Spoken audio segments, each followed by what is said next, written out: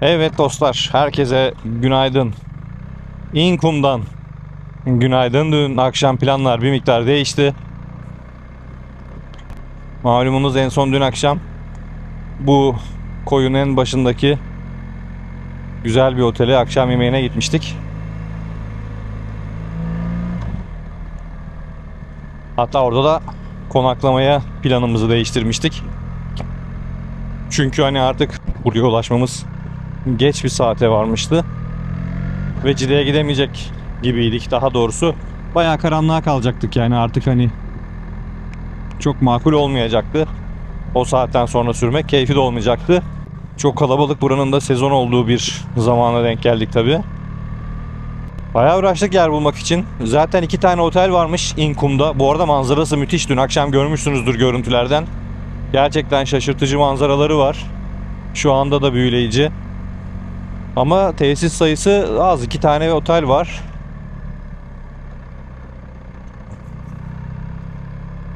Bolca da pansiyon var. Pansiyonları tek tek arayıp yer bulalım. Öyle hani bir tane, 2 tane oda, 3 tane oda nerede? 5 kişiyiz. En son arkadaşlar az önce önünden ayrıldığımız bir pansiyonda. Kötü bir pansiyonda. 5-6 metrekarelik bir odada 5 erkek.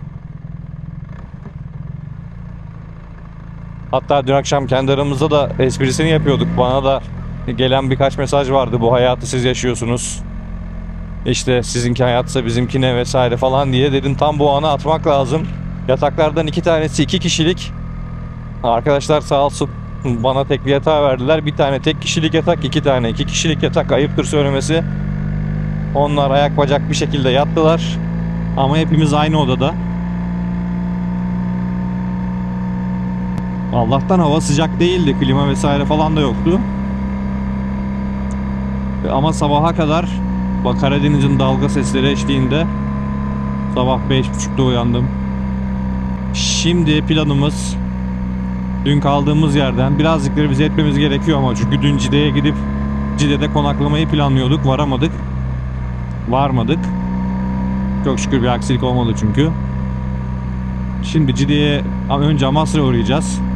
Amasra da çok kalabalıkmış. Hatta bize yolda tanıştığımız birkaç kişi yani gitmeyin bile, hani giremezsiniz bile demişlerdi. Çok kalabalık demişlerdi. Burası böyleyse orası zaten tahmin ediyorum. Şimdi hazır pazar günü insanlar çok kalkmamışken bir Amasra'ya uğrayıp görmeyen arkadaşlar var, manzarasına bakacağız. Sonra oradan Cide, sonra aynı yolu geri dönüp Yedigöller üzerinden dönüşe geçeceğiz. Normalde planımız Cide'de kalsaydık Yedigöllerden Bolu'ya inip yolu yine böyle Mudurnu'ya doğru, Abant Mudurnu'ya doğru, belki Göynü'ye doğru uzatıp dönmekti. Ama hesap yapınca şimdi bugün hem buradan Cide'ye git, Cide'den tekrar benzer yolu, aynı yolu geri gel Devre'ye kadar. Haliyle yolu bayağı uzatmış oluyoruz bugün için. O yüzden dönüşteki şeyi iptal ettik. Mudurnu kısmını iptal ettik. Bugünkü plan Cide'ye git gel. Yedigöllerden, arayollardan, orman yollarından Bolu'ya ineceğiz. Sonra artık ikinci günün kapanışı otobandan. Öyle görünüyor. Günün en güzel zamanları ne zaman? Tabii ki güneş batarken, doğarken, yani yatay vaziyetteyken en güzel manzaralar böyle çıkıyor. Bana kalırsa bir tık geç bile kaldık ama 5 kişi tahmin edersiniz. Tek lavabosu, banyosu olan bir yerde sabah hazırlanmak kolay olmuyor.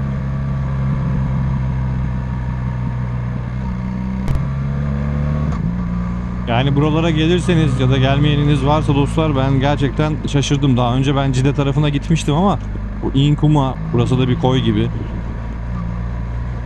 hiç uğramamıştım. Özellikle akşam gün batımında inişi harika oldu. Yemek yedik o İnkum Teras Otel'de. Konaklama için hiç şansımız yoktu ama yemek yediğimiz yerin gün batımı manzarası da harikaydı. Yani buraya, o otele özellikle gelinip güzel bir hafta sonu geçirilebilir. Fiyatları bilmiyorum vallahi, yer bulamadığımız için bakamadık.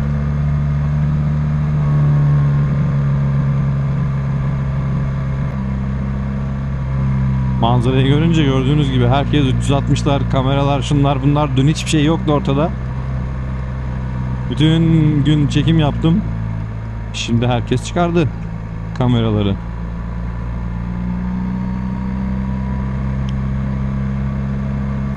Buralar böyle dostlar. Amasra'ya doğru yaklaşırken tekrar görüşürüz. Çok sapa yerlerden geldik ama Bartın'ın dibiymiş burası. Yani bütün Bartın oraya akmıştır o zaman hafta sonu.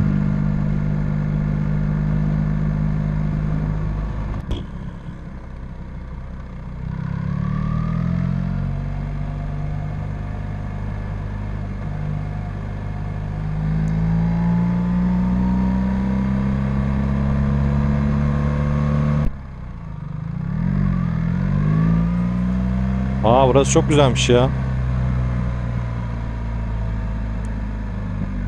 Bartın çayı. Bir çıtırdan gazlasak mı ya? Yol güzel.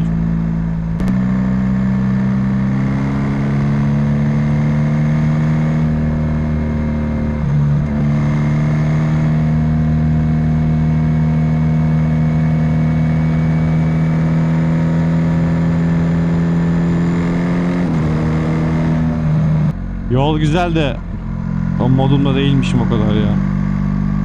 Zaten ayrılıyor buradan.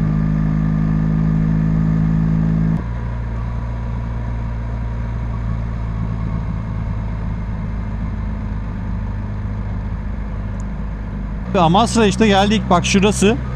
Gideceğimiz yer köprü. Şurada ada gibi bir yer görüyor musunuz? Bağlantı var arada. Oraya gideceğiz. İnşallah Amasralı tatilciler uyanmamıştır abi.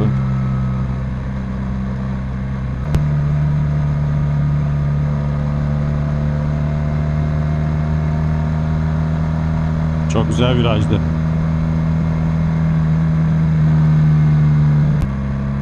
Yok, orası Mendirek abi. Köprü dediğime bakma abi. Bir bağlantı noktası, şimdi göreceksin. Çok güzel bir yer. Bir de buranın hiç duydunuz mu bilmiyorum. Buranın bir meşhur salatası var. Amasra salatası.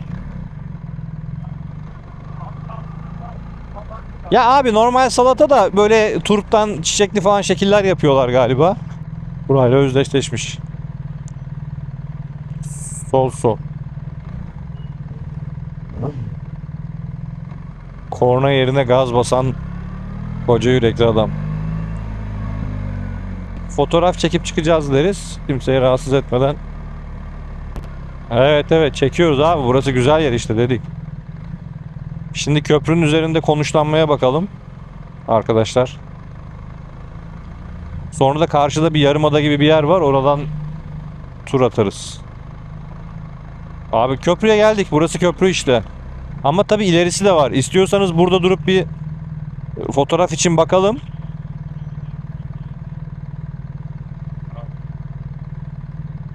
Hı. 5 motoruz. Ediyor.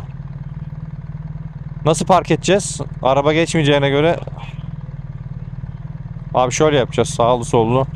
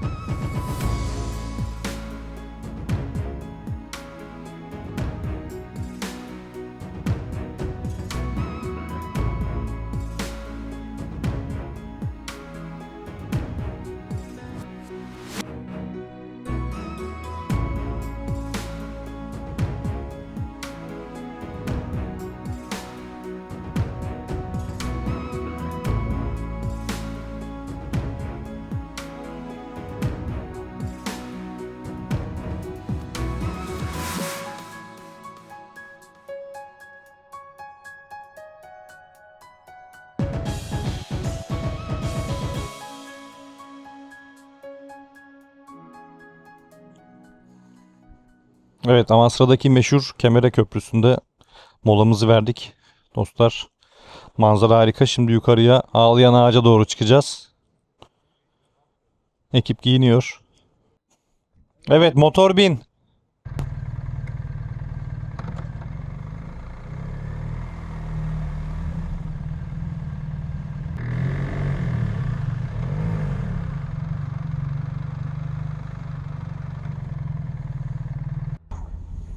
Sokak hayvanları için resim çekmek 1 lira. Harika fikir ya. Burada Ağlayan Ağaç diye bir yer varmış meşhur bir de ama. Tamam, dönelim geri gidelim. Ağlayan Ağaç burası mı? Lan burada kahvaltı mı etsek acaba burada? Tamam, devam edelim. Hadi dön abi, dön dön dön dön.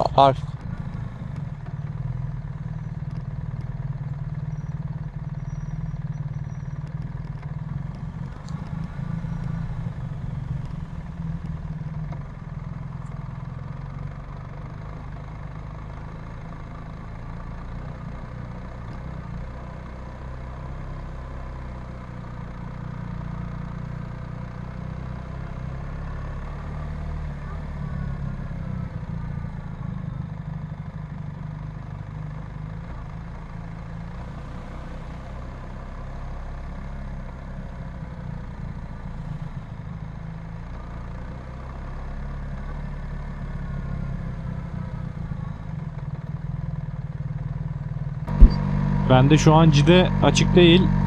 Umut, sana güveniyoruz.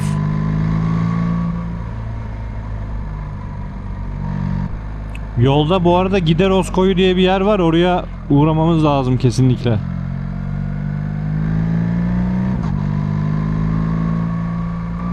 Biz bu akşam 10-10.30. Benim tahminim o abi.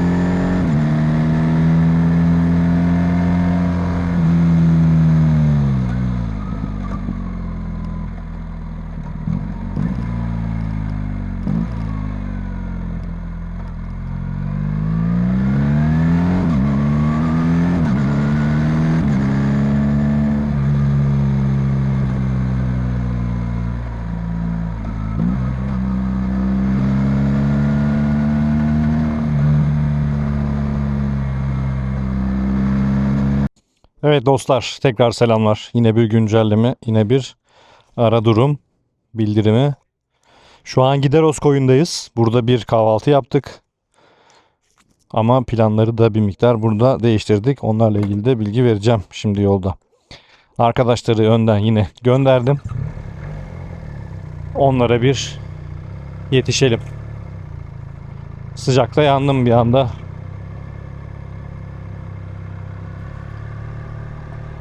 En son nerede kapatmıştık hatırlamıyorum. Ama şu an burası Cide yolunda. Benim çok sevdiğim yerlerden Gideros Koyu.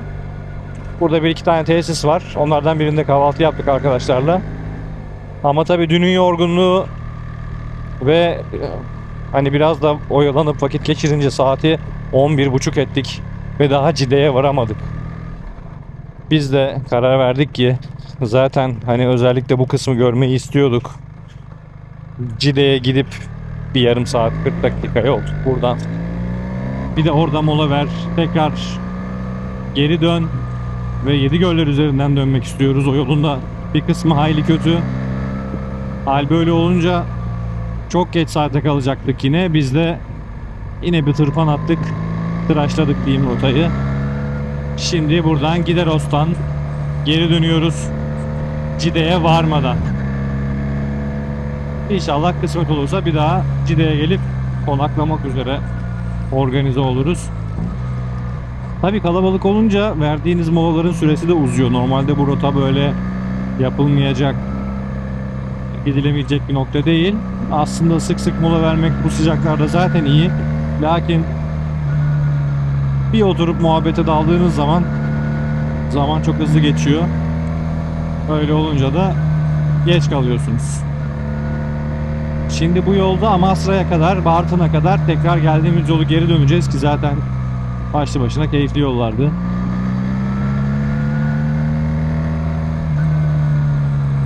Daha sonra ise Devre'ye kadar gideceğiz. Devrek'ten ise ana yoldan ayrılıp asıl çetrefilli yol sanırım orada başlıyor. Ben daha önce gitmemiştim o yolu. Yedigöller'e doğru kuzeyden ineceğiz. Yolun Yedigöller'e yaklaştıkça bir kısmı bir 10 kilometre kadarının asfalt olmadığını söylüyorlar ama ne kadar bozuk onu göreceğiz. Şimdilik bizim bu tarafta durumlar böyle. Bizim arkadaşları yakalayacağız derken başka motorcuları yakaladık.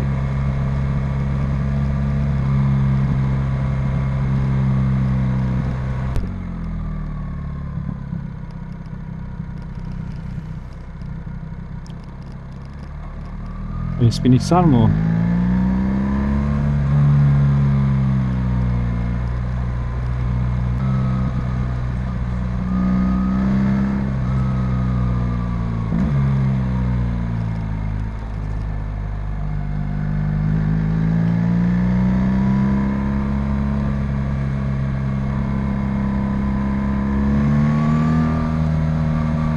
Bunlar da bir grupmuş.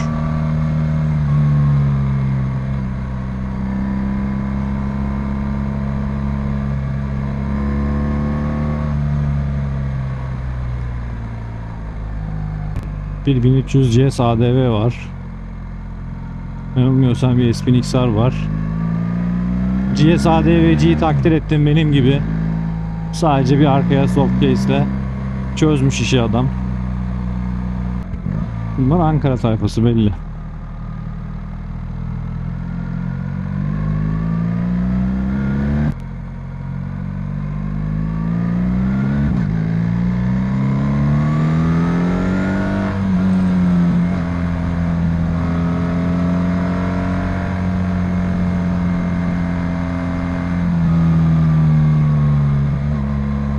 Tiger 800 mu bu? Galiba. Yani sizi geçmekten ziyade amacım arkadaşlarıma yetişmek.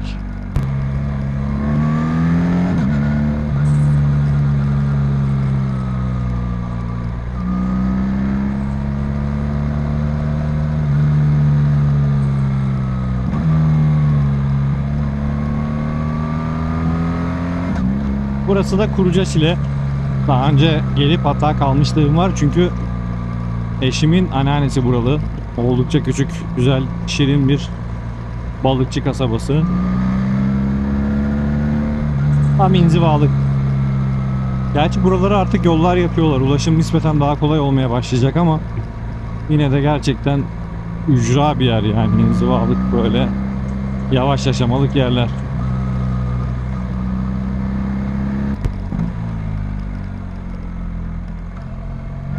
Sağ olsun beni beklemişler.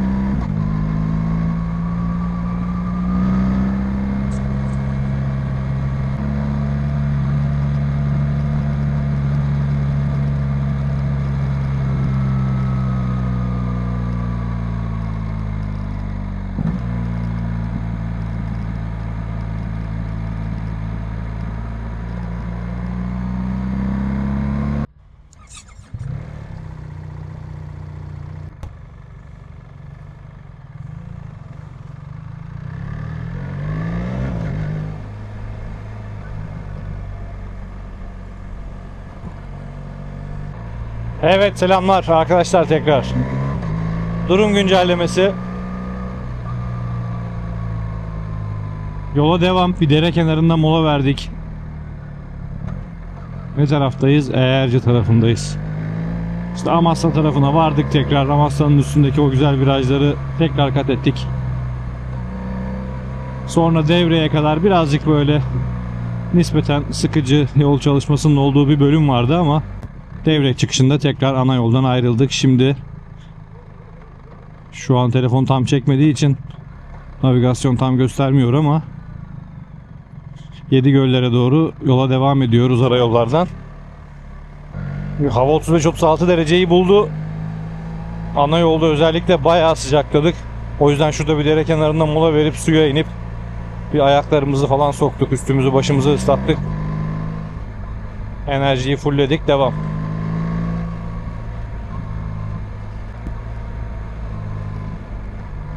Oo, harika bir yer. Dağın altından gidiyoruz vallahi.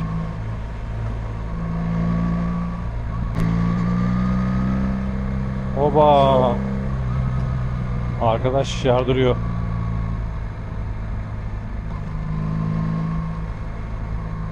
Bu yol çok keyifliye benziyor vallahi.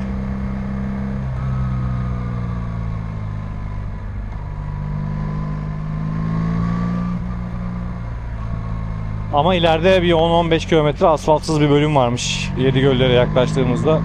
Orada da bakalım aynı şeyi söyleyebilecek miyiz?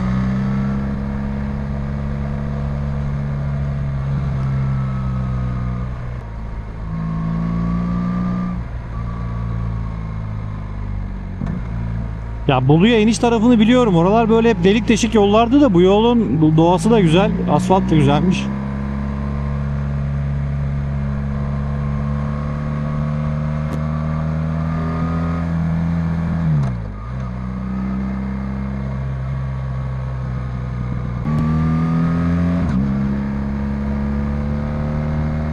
Yol harika.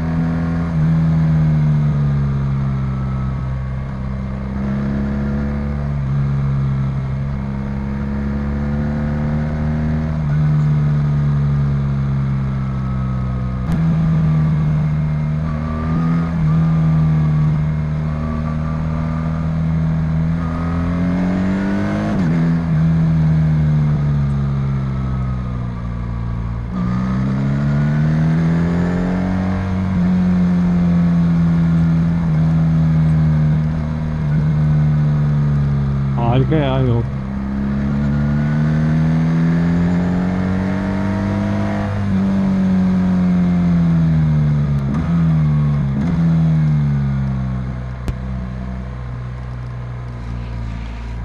Fazla dışarıdan almayın. Toprak var sağda. Abi burası bildiğim pist gibi olmuş ya. Nürburgring.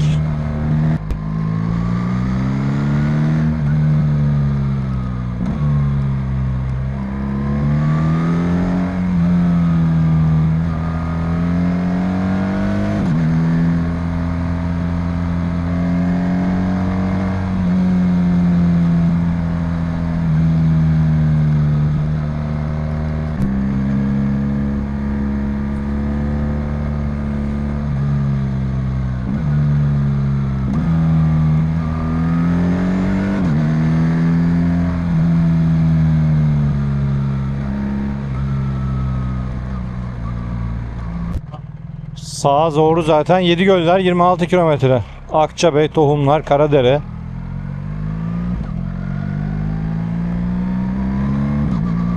Tırmanalım tırmanalım.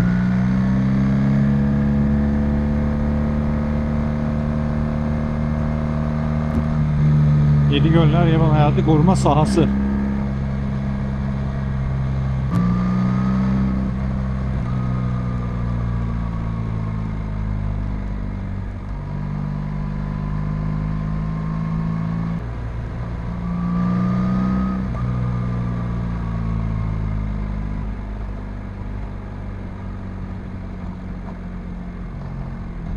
Kasis var. Hop. Demek ki çok kişi uçmuş ki. Abi derenin ortasına şey koymuşlar, masa koymuşlar ya. Ve boş. Çay, gözleme var. Abi şunun ortasına oturalım, gelin.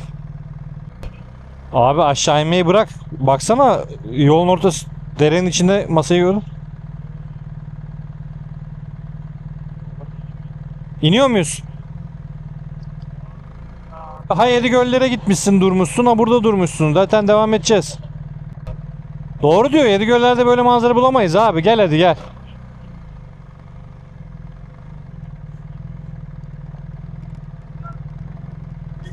Motoru da sokarız artık, nasıl çıkartırız bilmiyorum. Oha. Yavaş gelin, dikkatli gelin. Of, manzaraya bak ya, harika. Bunu artık el birliğiyle nasıl çıkartırız bilmiyorum abi. Tamam, böyle iyi abi. Daha gitme. Bana sağlam bir taş lazım lan. Hatta birkaç taş lazım. İşte sana da taş lazım. Sen de kilitlendin şu anda. Onur bak, şurada büyük taş var abi ya. En güzeli bu. Çıkar ayakları, oturur burada. Zatürre olana kadar. Evet dostlar, burada bir yemek molası vereceğiz. Bakalım. Motorları devirmeden de durabilirsek. Evet, gözlememiz var. Başka neyiniz var? Bir ayran gözleme alırız ya. Uyuya uyuya gideriz ondan sonra. Otlu var mı? Ya da manaklı. Biz patatesli yapıyoruz. Peynirli yapıyorsunuz, bir de sade yapıyorsunuz. Ben biliyorum abi. Abi sabah yediğimiz gidelim. Abi sabah Bartın'da bir gözleme yedik. Full hamur, içinde hiçbir malzeme yok. Kat kat hamur yedik. Memnun kaldın diyeceksin. Peynirli gözleme. Tamam. Şöyle güzel sünen bir peynir mi? Yoksa Köy peyniri. köy peyniri. Tamam.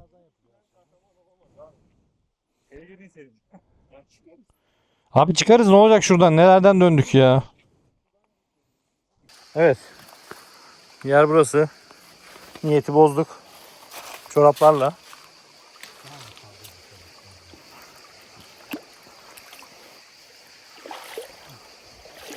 Çorapları çıkarmaya üşendim. Evet Serdar Bey. Dengeleri bozmaya geldim.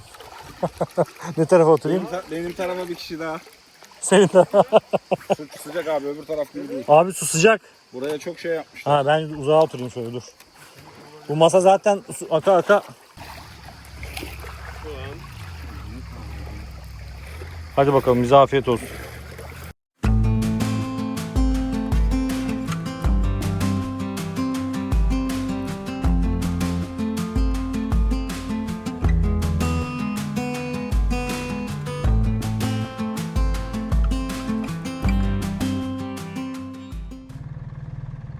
Ne oluyor? Şart yapıyor. Çanta. Böyle takılıyor. Oturuyor. Aynen. Yapacağız ya. Değil mi? Yapıyor yani, mecbur bunları kullanıyoruz abi biz de. Evet, elinize sağlık. Teşekkür ederim.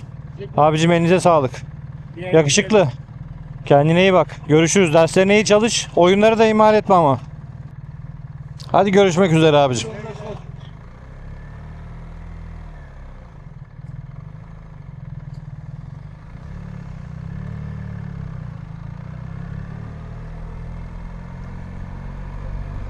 Evet arkadaşlar ya, gördünüz yani, spontane tamamen.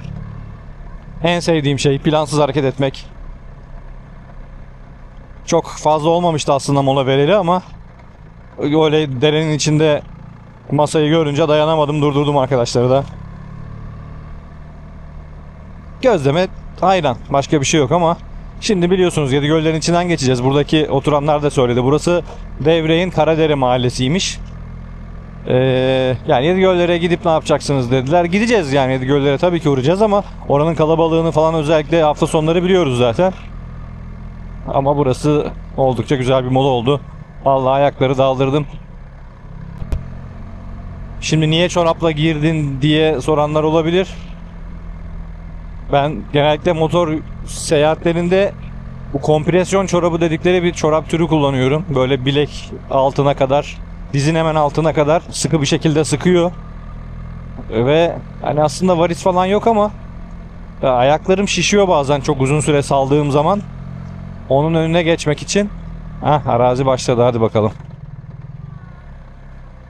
Onun önüne geçmek için öyle bir çorap kullanıyorum. O da çok sıkı, giymesi dert. Ve yani o şeyde çıkartırsam ıslak ayağı giymem imkansızdı. O yüzden direkt onlarla da aldım. Şu an ayaklarımda son derece serin, rahat. Hiçbir sorun yok.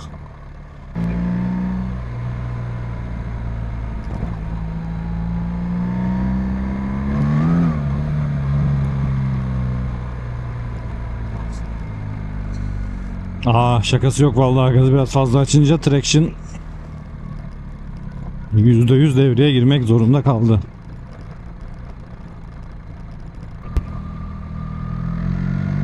Burada problem arazi falan değil, yani tamamen büyük çukurlar.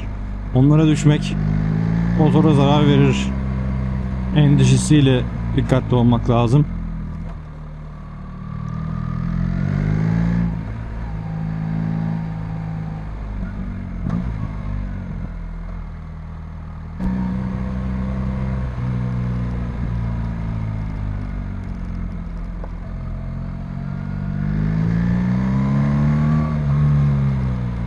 Hop hop hop.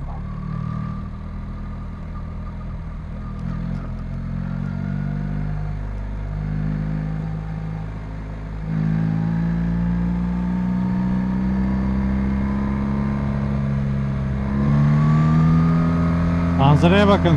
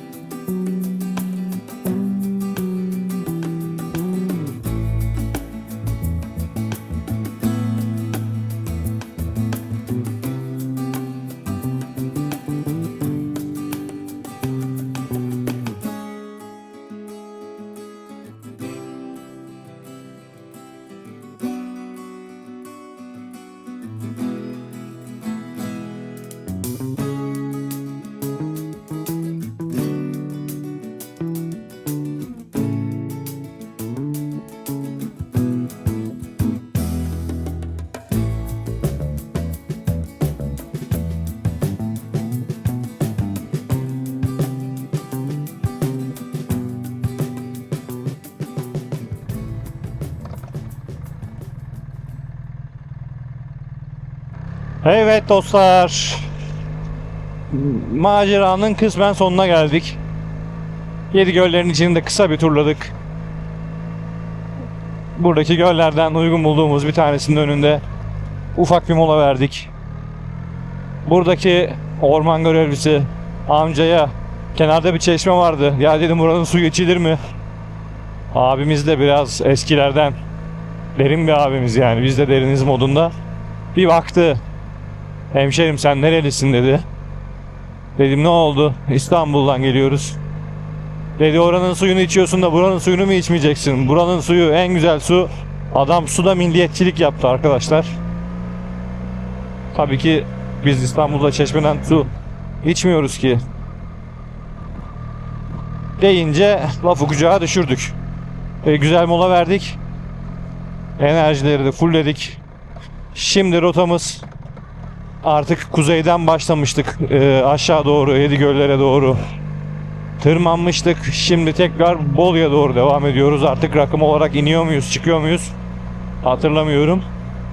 Ama günün sevdiğim saatleri geliyor. Güneş düşmeye başladı. Güneş düşerken benim modum yükselmeye de başladı. Arkadaşlarım biraz önde, biraz arkada. Buradan artık zaten bir 40-42 kilometre Bolu merkeze. Oradan artık zorlamayacağız. Herkes yoruldu. Otobana çıkıp cruise kontrolümüzü açıp uygun bir yerde kulaklık açlarımızı takacağız. Müziğimizi açıp arkamıza yaslanıp otobüs moduna geçeceğiz arkadaşlar. Oldukça keyifli bir gezi oldu. Öyle spontan molalarla. Buralarda zaten ayrı güzel. Kalan kısımdan bölümlerde muhakkak eklerim, artık kapanışı nasıl yaparım bakacağız. Şimdilik Yedigöller'den beraber ayrılalım.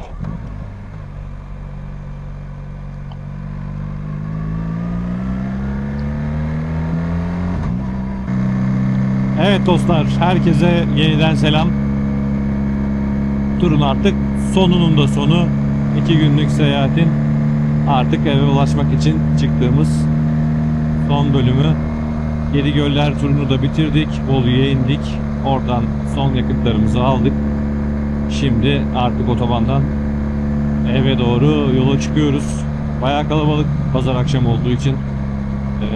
Kuzey Marmara yolundan gösteriyor Google Maps her zaman olduğu gibi, ama biz onu Körfez üzerinden gidiş olarak revize edeceğiz. Bakalım, güneş de böyle ağzımızın içine giriyor ama bir gezi vlogunun daha sonuna geldik bu vesileyle. Yani yol bundan sonra aynı. Ben kamerayı bir süre daha açık tutarım ama yine de size dakikalarca bunu seyrettirmeme gerek yok. Bu tarz çekimlerimin çoğu genellikle günlük 3-4 saatlik çekilme tamamlanıyor. Ortalama bir tüm günlük gezide en az 4 saatlik kayıt alıyorum. 2 gün olursa bu çarpı 2 alıyor. Sonra tabii bunları sizin izleyeceğiniz formata düşürmek gerçekten hem vakit alıyor hem de neresini keseyim, ne yapayım, insan emin olamıyor. Ama yine de 40 dakikaları çok fazla geçirmeden bir şeylere düşürmeye çalışıyorum. Öyle temcit pilavı gibi 8-10 bölüme bölmek de hiç işime gelmiyor. Ama şimdiye kadar edindiğim bir tarz var, onu sürdürmeye çalışacağım elimden geldiği kadar. Eğer buraya kadar izlediyseniz çok teşekkür ederim. Son dönemde aramıza yeni katılan arkadaşlar da oldu. Güzel yorumlarını da alıyorum.